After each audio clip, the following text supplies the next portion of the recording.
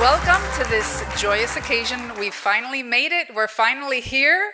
We are a few less than we were hoping. We've had last-minute cancellations due to medical conditions, wonderful strikes that have been taking place specifically on this weekend. We've had visa issues, so our thoughts, of course, are with everybody who's graduating today, but is physically not here. And of course, we're gonna definitely have a great time celebrating those of you who are here. So I welcome you all, and I thank you for the effort that you have made in coming out. I would like to, excuse me, these are the things that happen live when you haven't rehearsed it. So.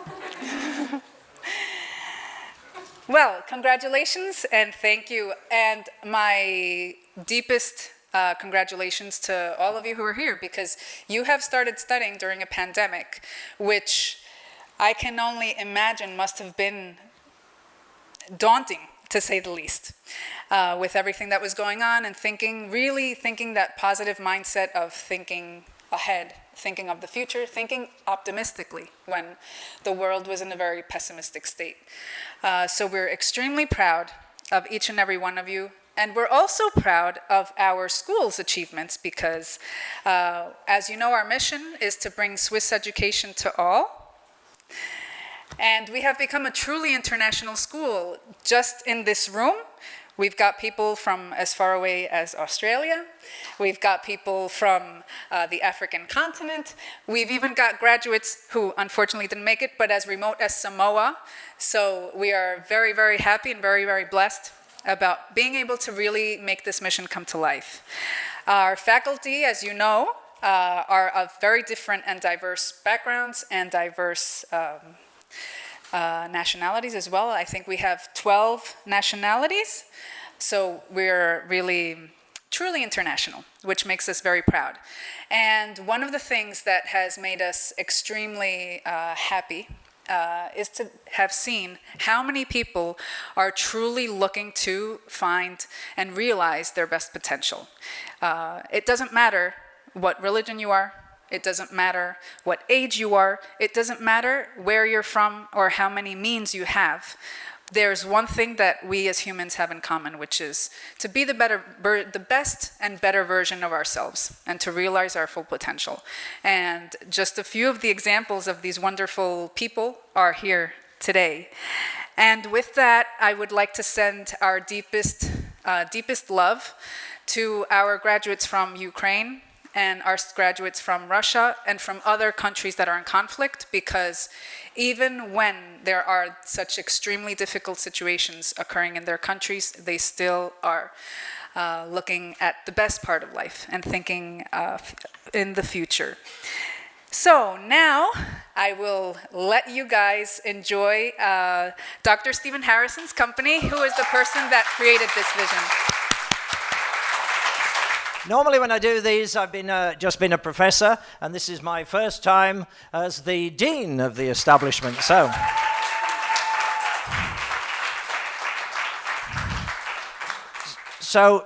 Normally I don't bother actually writing out a speech. Today I did one, and here it is. This is my speech. It took me a long time to write it. It's my own handwriting. And I made notes.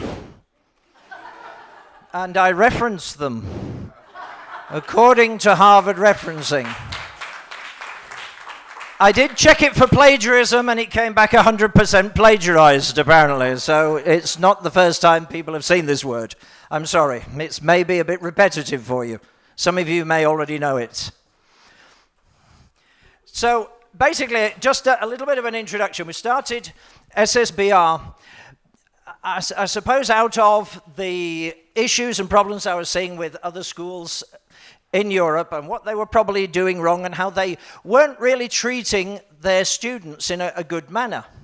Now, because we're a private school, to us, you are customers. Now, for some reason, a lot of people feel that the fact of calling a student a customer is a bad thing.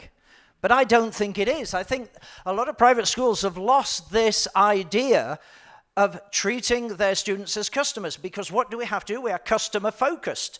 If we don't have customers in a business, you don't have a business. You have a hobby. You're spending a lot of time and effort for nothing. And I think it's so important that we satisfy our customers. And this, I think, was lost in a lot of the schools here. They weren't trying to satisfy their customers or their students. They were trying to satisfy themselves and their sort of ego about, well, we're pretending to be a university and we want people to come and bow to us as a university. No, you can't get ill. And if you're ill, no, we can't change any dates. No, we can't do this. We can't. We have rules and regulations because we're a university. And I feel that is not right. You're the customer. You're the one that are paying for this. We should be listening to you. What do you want? What are your circumstances? Now, we're an online school at the moment. So obviously, it's somewhat different that people think, well, if it's online, there's no sort of real interaction. And it does have its issues, because obviously we have students who are all over the world in different time zones. So it's kind of difficult for us to start putting on rules and regulations. Oh, you must be in class at 9 a.m. Yeah, which 9 a.m.? 9 a.m. in Zurich is 3 a.m. in Samoa, maybe. I don't know, I haven't checked. But it's not the same time. So what is an online school? Well, does it mean that because we don't have a campus, we don't have classrooms, then it's an online platform? It's paperwork. To get qualified or to get certified, I actually had to come up with about 300 documents so that we could get the accreditation. So an online school is that? It's paperwork? I really would hope not. I think perhaps it's a little bit more people-based. We have three kinds of people, I think, or three groups of people. Certainly at SSBR, we have three groups of people. We have the admin staff, those wonderful people that actually have recruited you, that have helped you through the admission process, that understand your needs and your requirements and how maybe it's difficult getting payment. We have our payment department to make sure you do actually pay when you promise to pay in installments. Thank you. Those of you who are not here know who you are if you're owing us money. But it's vitally important that they do this in the right manner. So we have the admin to help you get into the process of starting your degree at whatever level. Perhaps even harder for the doctorate level, because it's one of those things that we always want to do. Yes, I will do it one day. But it's kind of like a mountain to climb. It's kind of off-putting, isn't it? You look at this and know that I have to write a 70,000-word dissertation and think, yeah, I think I might do it next summer. So we have the admin people to help you get through that. And then we have the faculty. And I think we have some really great faculty members. We have some of our faculty members with vast experience in business. We have one faculty member who manages or has managed a fund in Saudi Arabia in the billions of dollars. In fact, if I'm not wrong, I think in the hundreds of billions of dollars. I mean, if you guys can get to that level, I think you should be quite happy with yourselves, yes? We have others that have published books on a regular basis. We have others that have managed to inspire many different companies to greatness. These are our faculty. And then there is the third group, and to my mind, the most important group. I'm hoping that you can guess which group this is, the students. Without the students, we're not a school, we're not in anything. With the students, and I have to admit, obviously I've been looking at the applications, I've been looking at the thesis or the dissertations that people have presented. And to be honest, I've been astounded by the quality. Excellent quality. We're not getting people who are thinking, oh, I'll just do the minimum to get my degree. And I will make a slight comment, because obviously SSBR is a new institution. We don't sort of have the pedigree, if you like, of, say, Oxford or Cambridge. I'm not going to say is Addy. Oh. Harvard. We have professors who've gone to Harvard. You know who you are. I know it's on his LinkedIn page at the top, so just to make sure we don't forget. Although he doesn't pronounce it Harvard, it's more like Harvard. It's moving along from the Scottish accent. The point is that we have very high quality students, and we are so proud to have you as that. The work that it produced has been, quite honestly, amazing. And I think this is going to put you in so much stead. But going back to the minor comment as, what's the difference between someone who gets a doctorate from, say, Harvard, or from a lesser-known school, say a more innovative school? Well, the difference is if you get a doctorate from Harvard, you're called doctor. If you get a doctorate from a lesser-known school, an innovative school like, say, SSBR, you're called doctor. I think we get the point. So, I would say to all of you, certainly from us at SSBR, from the administration, from the faculty, thank you. Dankeschön. Shukran. Cheche. Oh, we don't have anybody from China, sorry. Obrigado. Merci. Merci beaucoup. What else? Dankeschön. Have I said thank you? Yeah, I can't think of any more. Do we now have any more? Gracias. Oh, gracias, claro. ¿Cómo puede olvidar eso? So, gracias, and thank you again. Thank you.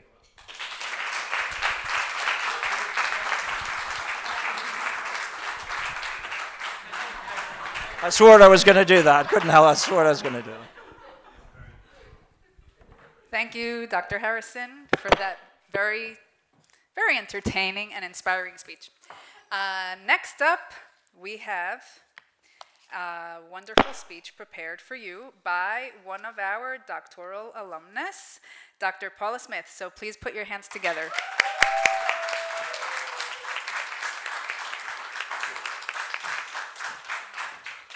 There's an age-old saying that says knowledge is power. But I've never really believed that. I've always believed it's what you do with the knowledge that makes it powerful. It's only when you act that you can inspire others. It's only when you act you can inspire change. And it's only when you act can you make your world and the world around you a better place. So it's my absolute honour to be standing here in front of you today, all the way from sunny Perth, Australia. I immigrated from the UK to Australia when I was just 3 years old. My parents were good, hard-working people, but with little education. But my mother instilled in me the love of books and the importance of education. But the biggest gift she gave me was the gift of self-belief and the gift that I could do anything if I put my mind to it. I was a bit of a late starter in the university sector. I was married, I was raising a family, and I was running a successful business. But I knew there was more to learn, there was more to know, and there was definitely more to do. I was 28 years old when I started my undergraduate degree in adult learning. And I thought I was going to be the oldest in the class and the oldest in perhaps the university. But he was far from it, and it certainly wasn't the case. But what I did find was a whole room full of people who were just as excited to learn as I was, and I was hooked. I did many postgrad courses, and then finally my master's degree in leadership many years later, all while juggling my family and a business. But then I hit my 50s. And I thought, wow, there's still more to know and there's still more to learn. And I really knew there was so much more to do. So I started to investigate, like what would be a right fit, the university that met my needs. I knew with 30 years organisational experience and a handful of books behind me, I knew it was going to be a challenge to find one that was going to be progressive enough and flexible enough to meet my needs. In fact, I interviewed academic deans all over the world and business schools and universities. Some were steeped in that traditional way of learning, and others really didn't have a program that excited me very much. And then I found this institute as far away from Perth as you could possibly get, called the Swiss School of Business Research. And of course I interviewed the Dean, Dr. Harrison. But instead of feeling disheartened, we ended up with robust and long conversation about the future of education and the future of work and how those two should be aligned. And the rest is history. I've now completed my PhD and I can officially use the title doctor. But I still have a promise to keep. I have a promise to keep to all those that I've inspired throughout my career. And my promise is not to just collect knowledge, My promise is to inspire more people. My promise is to inspire more change that has a bigger impact. And my promise is also to keep working and to keep inspiring with the organisations that I've had the pleasure to work with across the globe. So a huge congratulations to the graduating class of 2022. But I do have a question for everyone in the room, and not just the graduating class. Perhaps you're just starting out on your journey. Perhaps you've come along to support the people in the room today who are graduating. But my question is, who are you going to inspire? What changes will you make? And how will you make the world a better place? Thank you.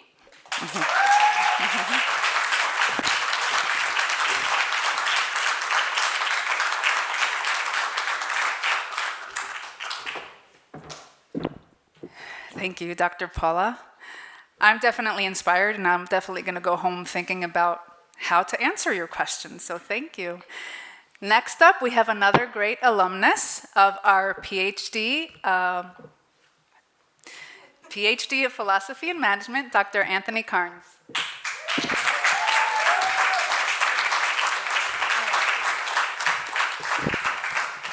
Thank you for that start. That was terrific. Thank you very much. Okay, first of all, my wife is thinking, what the heck is he going to talk about? So, well, I'll be starting off by saying, certainly, I'm very honored and privileged to be here. Also humbled as well, with regards to everybody that's in attendance, and also everybody that's graduating as well. So, the one thing I must say is the realization of this PhD was probably the final bit of getting into the lift earlier on today, when I had the outfit on, got the lift, going up, see the mirror, and went, it's really happening. So after graduating in February, after the Viva Voce, this just brought the realization into the realms of reality, really. So that is a great sense of feeling. So first of all, I've got to thank you and give the utmost gratitude to the SSBR and my esteemed learned associate, university associate over here, Dean Dr. Harrison, for everything that is done as well, and also the guidance and support that's come through. Thank you, Fredo. Thank you very much for that. Dr. Mullen, always giving information out, supporting students along the way, friendly, open, and was just always terrific. And of course, my supervisor, who's unfortunately not here because he's in Singapore. That's probably just to avoid me, perhaps. So that is Dr. Lowe. And he was very supportive during the whole journey itself. And of course, to my whole family, who I'll be pointing out in a minute, who are in front of me. So, this entire journey, that'll be coming up in a moment. This entire journey itself, one little term that I can use here for that is the good, the bad, and the ugly. Now, most of you will realize that is a fantastic movie with the brilliant acting talents of Clint Eastwood, the terrific directing of Sergio Leone, and the timeless music by Ennio Morricone. Now, this whole title is very much like this overall PhD journey. Why, you may ask, why? Well, first of all, you look at the good that's in this whole journey. You look at Clint Eastwood, that's Dr. Dean Harrison. So you've actually, so somebody who's kindly reviewed my initial application about what is this new proposal that you've got for a PhD solution, this idea of what you have in mind to write something important about. And it turned out that I came up with an empirical investigation into improving solution delivery through the application of requirements engineering. So why did he not turn around and go, oh my God, what's he come up with here? But anyway, supportive across his ideas, that was fantastic. Dr. Mullen, the director in this whole thing, always providing this useful information, ever helpful, lots of information always coming through, which has proved very useful. And Dr. Lowe was very much that musical director, keeping you in line, in tune with reality. Because the biggest thing that you end up doing as a student is digress into alternative areas of study, because you get interested in reading something that is not your core subject, but you do get interested in other areas. But you can be taken off into a tangent way off your focal point. So then you've got the family. So this is where I get everybody to wave, my immediate family down here. And because my daughter's videoing this, there's my parents will be on the end of the video there as well, my brother-in-law, sister-in-law, so thank you all support. So my wife is going to kill me later on for getting to do that, you know. So thank you for all your support throughout this time, and it is very important to get support from your wider family because you have a lot of time and effort spent doing this. So that's the good. Now you got the bad. What's the bad? Well, the bad is, as a student, you're looking, you're researching. You get that feeling of uncertainty and self-doubt at certain stages through that journey. So as you go through, you think, nah, can I do this? Can I do that? Am I doing the right subject? Then you get that case of writer's block. You get there, 10 o'clock at night, you don't know what you're doing. You think, how do I take it from here? What am I doing? Why am I doing this? And then you sleep on it. You get up next morning at 5 o'clock or earlier, whenever your mind is set to carry on, and you get this refreshed vigor in what you're doing. So then you actually carry on with your journey the next day, and that's never giving up. So then we've got this ugly. What's the ugly part of all this educational process? Right, so my wife probably argued that the ugly bit could be actually me, so that could be me. So the ugly bits in this whole journey could be that certainly you get people that tell you, well, why are you doing this? Do you want to really do that? It's going to take a lot of time and effort. Are you really serious about it? Well, why do you want to do it in the first place? Is it right for you? Well, you don't want to be bothered about what other people think. You want to do something because you want to do it. It's a target, a name in life. And like you said about achievements, you want to get there. You want to do something, make a change, make a difference. So the other thing as well is, when you read all that, everybody's going to look about PhDs and other degrees. They'll look at research. And I found when I researched in the background, I said, PhD, don't do it. It's a nightmare. You leave it after a year. Well, the thing that tells me is the person who's deciding it's wrong, it's not the right path to take, it's not going to work out. It's because they have not picked the right subject that they're passionate about, they're mad about, or just simply got to be mad in the first place, perhaps. But you've got to be crazy about a subject and love it and want to live with that for a good 3, 4, 5 years. And I'm that type of person. I just loved the subject I was dealing with, and it gave me something I want to answer and address and put new information in the world of technology, in the world of academia. By the way, does anybody here fancy doing a PhD later? You do it. You won't regret it. And I will say with SSBR, because I was, again, looking at lots of universities and even started and looked at different things. And the one thing I did, there's a few things I got from SSBR. One was the personal attention. You are a person. You're not just a number. You're not just a generating revenue stream person. You're actually a real person that they're seriously interested in. They're interested in what you've got to tell them and in what you want to tell the world. And you get the good encouragement, so go for it. Just go for it. I love the flexibility on starting because everybody has got a different approach in what they want to do, in what their lifespan is, with their targets, their achievements. It does help having supportive family around you because they're with you along the journey. That's the good, the bad, the highs, the lows. You do need to certainly get away from the educational side for some time, just to get away from the research for peace of mind. A weekend, great. You'll be much better productive that week later. Enjoy the journey. Enjoy it, you'll love it. I'm quite sure about that because it's gone very quickly before you know it. And then remember that the one thing about anything that you think about doing, whatever it may be, just do it. Aim for something, unless you're a mass murderer, don't do it. But if you're interested in doing something, go for it, enjoy it, love the time that you're doing it, because bottom line with all this is we're actually a long time dead, aren't we? So make the most while you're alive. And congratulations to everybody here and all the support from everybody in the background as well. And my final closure, you'll be pleased to know, is thank you and congratulations to everybody what they've achieved now and what they'll achieve in the future. Thank you very much. Thank you. Thank you.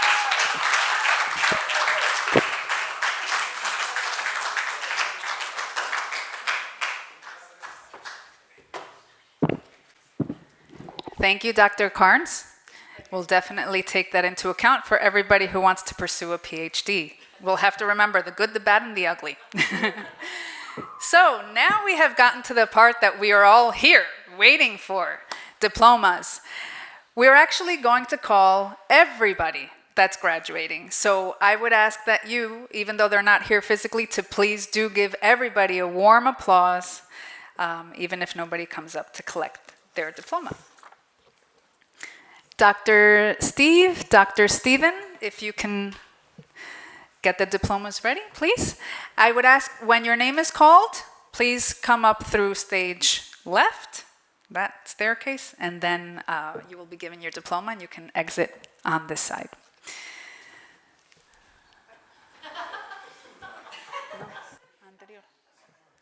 Yes. Dr. Anthony Cairns.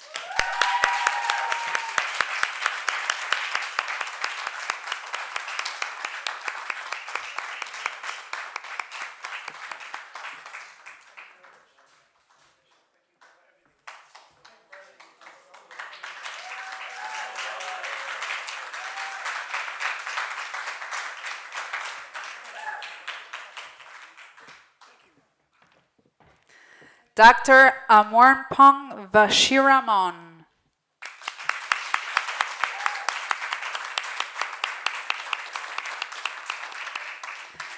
Dr. Benson V. Samuel.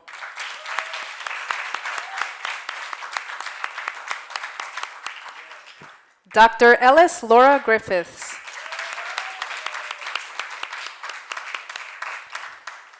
Dr. Lajipoiva Sherelle Jackson.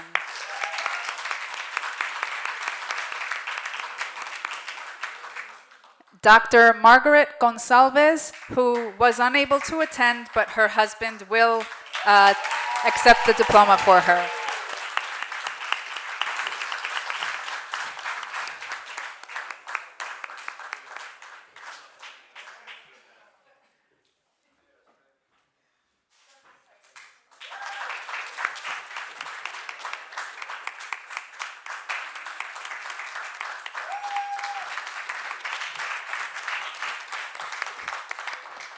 Dr. Nicola Sarandria. Dr. Paula Smith.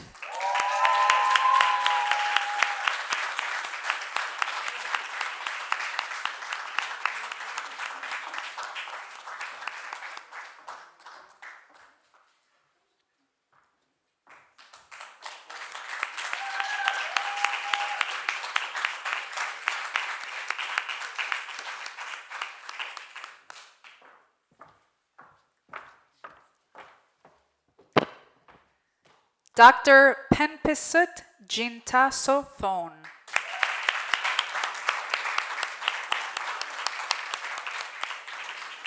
Dr. Thant Piai Tun. Dr. Thomas Draper.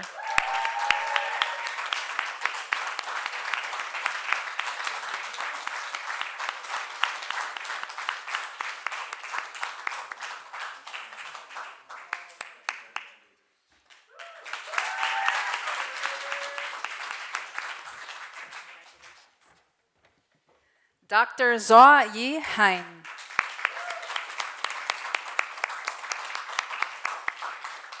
Now for our master's graduates. Ali Mana.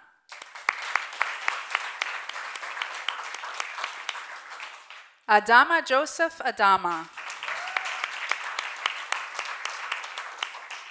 Andrew Kagwa.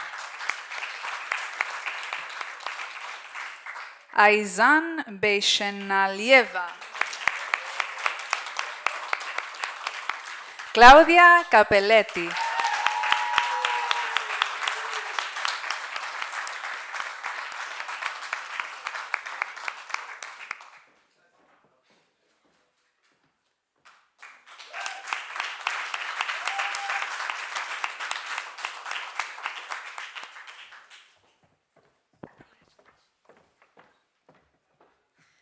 Filippo Griffi.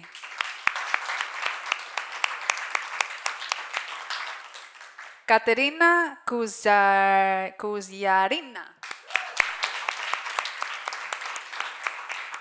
Lana Milian. Naftali Rumpaisum. Paing Soe. Sama Miri.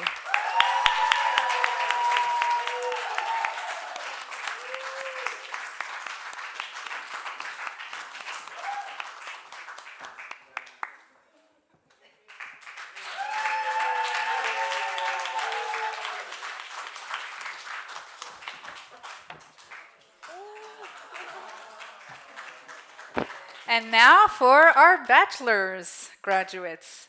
Adrian Viet. Andres Pozzini. Aldo Ravano. Ahmed Mahmoud.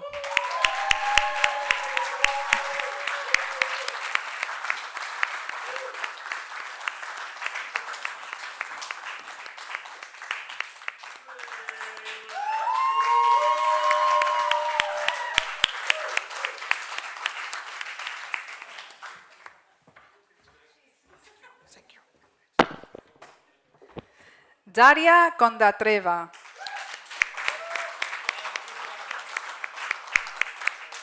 Faikal Merouane Ben Slimane. Hazim Seragaldin.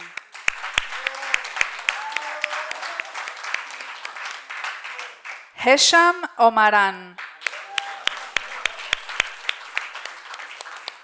Linara Nuralieva. Michael Nwasu. Mohamed Ekwas.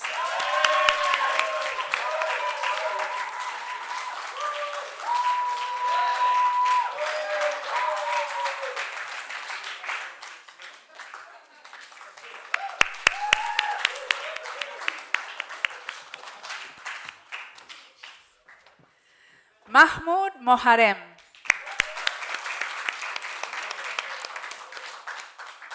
Nina Migashko. And last but not least, Ziad Ali.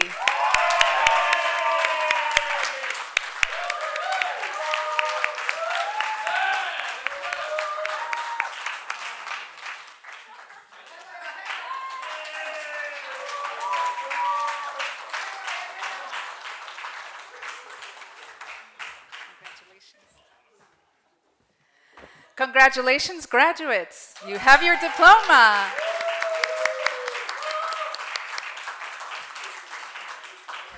And of course, we could not finish this ceremony without hearing from Dr. Steve Mallon, our Director of Research. Dr. Mallon?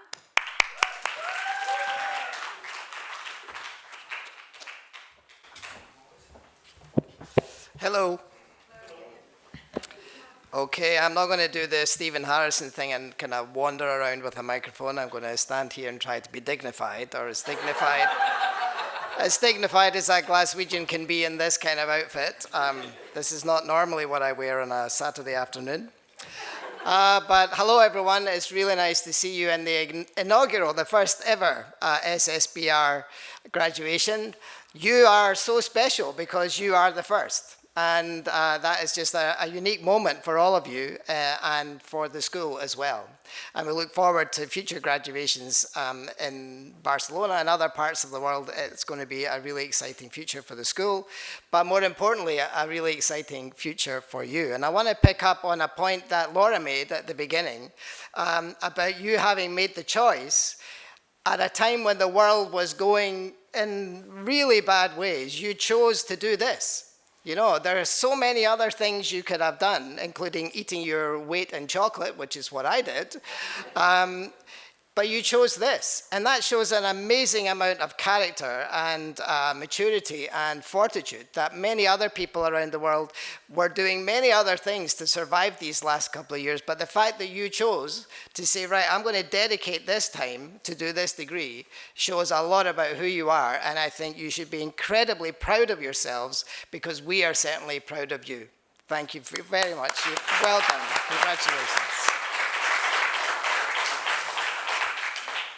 So SSBR is a disruptor in the higher education industry. It's an industry that I know because I've been in it for longer than most of the people in the room have been alive. And that industry has failed to adapt to the changes that the world has seen. And Stephen alluded to that earlier, but the last few years during the COVID pandemic, that industry has had to adjust because they had no other choice. It's made an evolutionary leap forward because of the pandemic. And some say things may never be the same, but unfortunately, the DNA of the higher education industry is incredibly conservative, incredibly restrictive, and it's always going to be slow to change. It's always going to be slow to accept new ways of doing things. By contrast, SSBR, their DNA is about doing and seeing things differently. It's about making things open. It's about making things accessible, and it's about creating opportunities for people who might otherwise not get them or be badly served by existing higher education institutions. For sure, those institutions will react to one like SSBR and say, oh, this is this is that, this is whatever. Of course they'll do that. The way that the SSBR school works is an existential threat to the we've always done it this way mentality, which is the bedrock of most higher education institutions around the world. You've graduated today because you did the work. You graduated today because you deserve it. And you've learned from people who had knowledge to share and experience to share. And in your success today, we acknowledge that you stand in an ancient tradition, the concept of the university. Now, I did some research. I didn't actually know this. Having said I've done this for 5,000 years, I didn't actually know this information. But the first university was established in Fez, Morocco by Fatima al-Fihri in the year 859. An educated Muslim woman who decided that she wanted to open a mosque in her community, which then became a university, and then that idea spread around the world. Incredible, incredible. One woman, one educated woman standing up and making a difference that you are standing in that tradition today. Incredible. So what she did changed the world, it changed her community, it changed her. SSBR is proud that we do things differently as well. We are in the opportunity business, and we are glad to be here today and enjoy this special moment with each one of you and to celebrate the opportunities that you have seized and the opportunities to come. Congratulations, class of 22.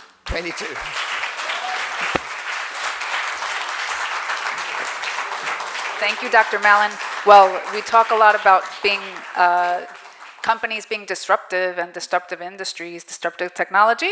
Well, we can say that SSBR is a disruptive school. So congratulations, because we're all disruptors. And I know this has been said many times already, but congratulations, graduates. The time has come to celebrate with your families and your guests. So enjoy.